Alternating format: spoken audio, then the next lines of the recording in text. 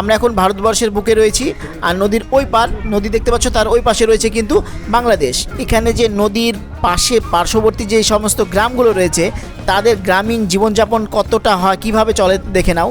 এরা কিন্তু নৌকায় করে কিন্তু নদীর ওই পারে যায়, ওই পারে গিয়ে কিন্তু তাদের চাষবাস যেগুলো আছে জমি জায়গা সেখানে আবাদ টাবাদগুলো করে দিয়ে আবার কিন্তু ফিরে আসে এপারে।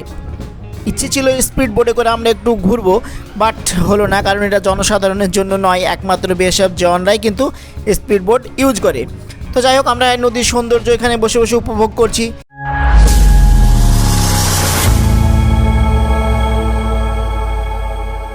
তো আসসালামু আলাইকুম বন্ধুরা, কেমন আছো? আশা করি ভালো আছো। টিঙ্কু হাসান ইউটিউব চ্যানেলের পক্ষ থেকে আমি তোমাদের সকলকে স্বাগত জানাই।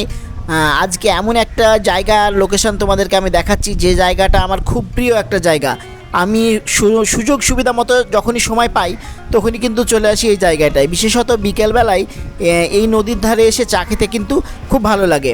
আর এই জায়গার একটা বিশেষত্ব হলো যে নদীর এই পারে হচ্ছে ইন্ডিয়া আর ওই পারে রয়েছে বাংলাদেশ। আমরা এখন দেখো নদীর এই পারে ইন্ডিয়ার মাটিতে কিন্তু দাঁড়িয়ে আছি। আমরা এখন ভারতবর্ষের বুকে রয়েছি আর নদীর ওই পার নদী দেখতে পাচ্ছ তার ওই পাশে রয়েছে কিন্তু বাংলাদেশ। আর এইদিকে দেখো বিএসএফ ক্যাম্প রয়েছে, বিএসএফের জওয়ানরা কিন্তু আমাদেরকে দিনরাত্রি পাহারা দিচ্ছে বর্ডারে। তাদের অক্লান্ত পরিশ্রমের ফল হিসেবে কিন্তু আমরা শান্তিতে কিন্তু বসবাস করতে পারি। সত্যি কথা বলতে কি বন্ধুরা, বিকেলবেলায় যে নদীর যে বাতাস, এত সুন্দর বাতাস বইছে এখানে, তোমাদেরকে বলে বোঝানো যাবে না। বিকেলবেলায় যদি এখানে আসা যায় তো অবশ্যই তোমাদের খুব ভালো লাগবে। তো চলো আমরা এখন নিচে যাই, নিচে না গেলে তোমাদেরকে নদীর সৌন্দর্যটা ভালো করে দেখানো যাবে না। তো যাই হোক, আমি খুব তাড়াতাড়ি করে নদীর নিচে নেমে আসলাম দেখো। আর এখানে দেখো অনেক মানুষ কিন্তু তাদের নিজের ছবি তুলছে বা নদীর সৌন্দর্য দেখছে। তো দেখো এইদিকে দেখো মিল্টন আসছে, আর আমার পিছনে রয়েছে আমার বেস্ট ফ্রেন্ড রাজীব, আর রয়েছে অ্যাপোলো নার্সিংহোমের কর্ণধার মিস্টার বাবলু স্যার। তো সবাই মিলে কিন্তু আমরা আজকে এই নদীর সৌন্দর্য উপভোগ করার জন্য এসেছি বিকেলবেলাতে। আর আজকে বর্ষাকাল, বিশেষত বর্ষাকালে যে বৃষ্টি একটু একটু হয়ে যাচ্ছে, তাছাড়া দেখো তোমরা তো আকাশটা দেখলে ভালো বুঝতে পারবে, কোনো জায়গায় খুব পরিষ্কার, আবার কখনো কখনো কোনো জায়গায় কিন্তু মেঘ দেখতে পাচ্ছি। তো যাই হোক, যে নদীর সৌন্দর্য আমরা দেখছি সেটা হচ্ছে জলঙ্গির পদ্মা নদী। তোমরা হয়তো অনেকে জানো, আমি মাঝে মাঝে কিন্তু এখানে আসি, আমার খুব ভালো লাগে। আর এই দেখো এই বেস্ট ফ্রেন্ড আমার রাজীব, ওইদিকে রয়েছে মিল্টন, আর এখানে বাবলু স্যার। তো যাই হোক, আমরা সবাই মিলে কিন্তু এখানে খুব আনন্দ করছি। আর এখানে কিছু সেলফি তুলে নিলাম আমরা। অনেক দিন পর বন্ধুদের সঙ্গে একসঙ্গে আড্ডা মারা, কত না আনন্দ তোমাদেরকে ঠিক বোঝানো যাবে না। তো অনেক দিন পর আজকে সবাই একত্রিত হয়েছি, খুব ভালো লাগছে আমাদের। তো এখানে অনেক আড্ডা হাসি অনেক কিছুই হলো, আর অনেকে ছবি তুলছে, সঙ্গে সঙ্গে আমরাও কিছু এখানে ছবি তুলে নিলাম। তো বাই দ্য ওয়ে, এখানে যে নদীর পাশে পার্শ্ববর্তী যে সমস্ত গ্রামগুলো রয়েছে তাদের গ্রামীণ জীবনযাপন কতটা হয়, কীভাবে চলে দেখে নাও। এরা কিন্তু নৌকায় করে কিন্তু নদীর ওই পারে যায়, ওই পারে গিয়ে কিন্তু তাদের চাষবাস যেগুলো আছে জমি জায়গা সেখানে আবাদ টাবাদগুলো করে দিয়ে আবার কিন্তু ফিরে আসে এপারে। আর এখানে প্রচুর নৌকো রয়েছে ছোট ছোট, যেগুলো দিয়ে মাছ টাছ ধরা বা অন্যান্য কাজে তাদের প্রয়োজন হয়। তো দেখো এখানে স্নান করছে দেখো বাচ্চারা। আর এই পাশে যদি আমি আসি, এই পাশে কিন্তু অনেক ফাঁকা বলতে পারো, এখানে মানে মানুষজনের আগমন খুব কম, যদিও বর্ষাকাল তার জন্য আজকে কিন্তু অনেক ফাঁকা ফাঁকা। তাছাড়া যদি অন্য টাইমে তোমরা এখানে আসো তাহলে অবশ্যই দেখতে পাবে প্রচুর মানুষ কিন্তু এখানে হয়, বিশেষত যে কোনো অনুষ্ঠানে, যেমন ঈদে বা পুজো যাই বলো না কেন, সেই সময়তে কিন্তু প্রচুর কিন্তু মানুষের ভিড় হয় এই জায়গাটায়। আর এখানে দেখো নোঙর দিয়ে কিন্তু আটকানো রয়েছে স্পিড বোটগুলো, যেগুলো কিন্তু একমাত্র বিএসএফের জওয়ানরাই কিন্তু ব্যবহার করে। তো আমরা ঠিক এই জায়গাটাতে এখন দাঁড়িয়ে আছি, কারণ এখানকার সৌন্দর্যটা এত ভালো লাগছে সেটা তোমাদেরকে বলে বোঝানো যাবে না। তো যাই হোক, মিল্টনের একটা ভালো গুণ রয়েছে বলতে পারো, যে যেখানেই যাক না কেন প্রচুর পরিমাণে কিন্তু সেলফি তুলেছে। তো আমাকে ওখানে বারবার রিকোয়েস্ট করছে সেলফি তোলার জন্য, বাট আমি সেলফি না তুলে তোমাদের সঙ্গে ভিডিওটা শেয়ার করার জন্য এদিকে ভিডিও করার জন্য এসেছি। আর সঙ্গে আমার রাজীব এসেছে, দেখো রাজীব আর আমি এই পাশে রয়েছি। আর এদিকে দেখে রয়েছে বিএসএফ জওয়ান।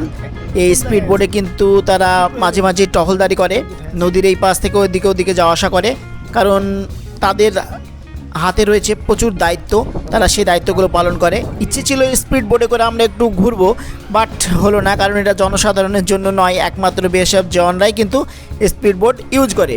তো যাই হোক, আমরা নদীর সৌন্দর্য এখানে বসে বসে উপভোগ করছি। আর নদীর যে বাতাস, বিশেষ করে বর্ষাকালে নদীর যে বাতাস, তা খুব সুন্দর লাগছে। তোমরা নদীর জলের দিকে যদি একটু লক্ষ্য করো তো দেখতে পাবে বাতাসের কীভাবে বাতাসটা বইছে। ইন্ডিয়ান পতাকাগুলো দেখো, আমাদের জাতীয় পতাকাগুলো কেমনভাবে বাতাসে নড়ছে দেখো, যেগুলো স্পিড বোর্ডের সঙ্গে লাগানো আছে। তো এটা দেখে তোমরা মোটামুটি বুঝতে পারছো যে কী পরিমাণে এখানে বাতাস রয়েছে। তাই গরমের সময় এই বাতাসটা এত সুন্দর লাগছে, সেটা তোমাদেরকে কিন্তু আমি মুখে বলে বোঝাতে পারবো না বন্ধুরা। তোমরা যদি একবার আসো তাহলে অবশ্যই বুঝতে পারবে। আর আমাদের বন্ধু দেখো মিল্টন, সে কিন্তু ছবিগুলো তুলে কিন্তু আবার ফেসবুকে পোস্ট করছে। এটা বলতেই সে কিন্তু হেসে উঠলো। আর কি বলবো বন্ধুরা, এই পাশে দেখো কয়েকটা মুরগি চলে এসেছে নদীতে স্নান করতে। আর সত্যি বলতে আমি যতবার দেখছি, বিশেষত বর্ষাকালে যে নদীর সৌন্দর্য সেটা কিন্তু অনেক গুণ বেড়ে যায়। আর নদীর ধারে দেখো চায়ের দোকান থেকে কি পরিমাণে চায়ের কাপ কিন্তু এখানে ফেলে রেখেছে।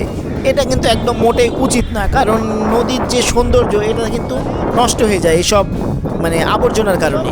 তো সেদিকে একটু লক্ষ্য রাখা উচিত আমাদের সকলেরই। এদিকে দুজনে মিলে কিন্তু সেই একই আলোচনা করছে যে নদীর সৌন্দর্য যদি ধরে রাখতে হয়, এই সমস্ত আবর্জনাকে আমাদের বর্জন করে চলা উচিত। নির্দিষ্ট স্থানে যদি এগুলোকে ফেলা যায় তাহলে অনেক ভালো হয়। এই সমস্ত আলোচনায় আমাদের মধ্যে হচ্ছে।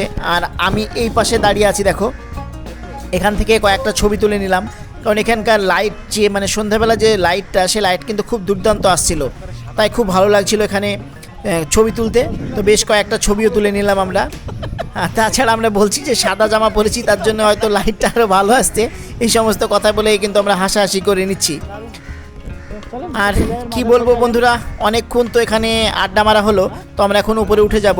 বিশেষত আমাদের বাবলু স্যারের একটা আশা ছিল, যদি পদ্মা নদী থেকে কিছু মাছ পাওয়া যেত বা কোনো জেলেরা যদি মাছ ধরতো তাহলে হয়তো কিছু মাছ নিয়ে ফেরা হতো। তো সেটা আর হলো না, কারণ সন্ধ্যাবেলায় আর মাছ পাওয়া গেল না। তাই আমাদের ইচ্ছা বা আশা যাই হোক বলো না কেন, সেটা ক্ষুণ্ণ হয়ে গেল। তো এখন আমরা উপরের দিকে উঠে যাচ্ছি বন্ধুরা। উপরের দিকে গিয়ে তারপরে কিন্তু খোঁজ খবর নিব মাছটা কখন পাওয়া যায়।